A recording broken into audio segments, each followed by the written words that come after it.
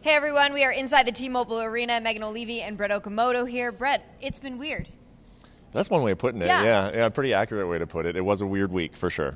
These past 48 hours have been exciting, they've been confusing, they've been wild at times, from the press conference to the weight miss to the shuffling of the card. How, in your mind, did it all play out come Saturday night? Well, I'm going to be honest here. I think it played out weird because the UFC gave us a weird card, okay? the UFC gave us a weird card with Nate Diaz versus Khamzat Chimaev. That was a mismatch, okay? And I understand why they did it, and I even defended from a business perspective why they did it. But I think after watching their two performances tonight, that was a fight that probably shouldn't have happened. So I think we're lucky in the sense that it did all change. So it was weird. And then Li Jingliang fighting Tony Ferguson. When that fight was announced, I think a lot of people were like, huh, it's kind of a weird matchup, yes. Right? But, I think they wanted Tony Ferguson on the card, which was smart because we ended up needing him to step up into a main spot. And then I also think the card was weird because of Khamzat Chimaev, who was also kind of weird. I mean, the guy is the most talented guy that I've seen come across the sport in a long time.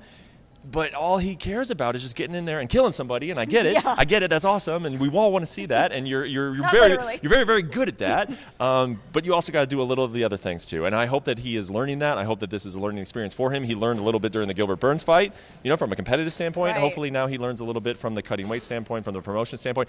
I am all about seeing in this sport people realize their potential and be great. And Khamzat Chimaev has a chance to be great. And I hope that Khamzat Chimaev does not get in Khamzat Chimaev's way. No, I think that's excellently put. I mean, in terms of what we've seen in the past from events, we've had some crazy moments before. Do you think that we will ever see something like this in the future? And that being said, do you believe a scenario could arise where, like, hey, let's shuffle the card? Do you think the UFC will do it?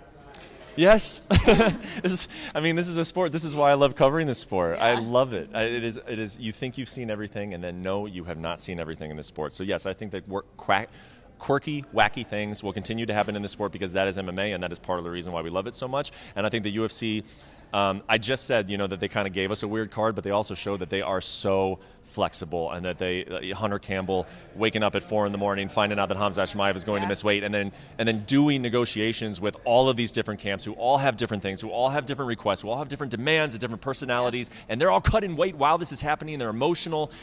This was amazing that they were even able to pull it off. So I am going to criticize the UFC a little bit for putting together a wacky card, but I'm going to give them all the credit in the world for still giving this event on Saturday. I think that we are all really glad to be a part of it because it kind of felt historic in some odd way, but also a little bit relieved that now it's all over and we kind of don't have to talk about it anymore. But Brett, before I let you go, there were a lot of interesting matchups, some big winners, some losers that your heart really went out to.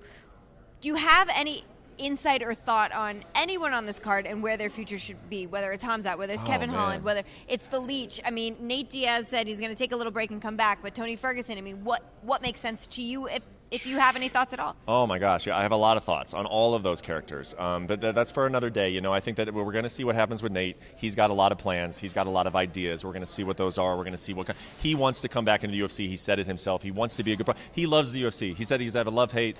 Now he loves the UFC. He's always going to love the UFC. If he fights MMA, I do believe that this is where he wants to do it because he believes that no one puts on a better show than the UFC, and then that's the show that he wants to be on. So we just got to wait and see what happens with Nate and what he wants to do. Khamzat, again, you just got to find out what his team is going to talk to him about, what the UFC is going to talk to him about. I just want to see this guy realize his potential. We will see if that happens. That's a big question mark right now.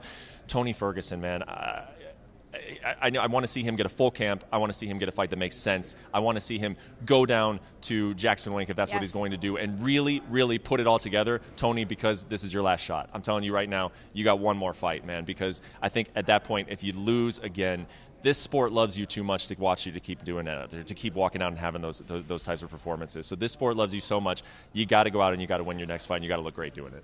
I think that's so perfectly put, Brett. I appreciate your time tonight. This has been quite the week for all of us, but we appreciate you tuning in because I know that you've been watching all of our videos and us trying to explain what the heck is happening, but now we're going to go home, we're going to get some rest, and we'll see you in a couple of weeks. Brett, we'll thanks. see you then. Thank you for watching ESPN on YouTube. For live streaming sports and premium content, subscribe to ESPN+.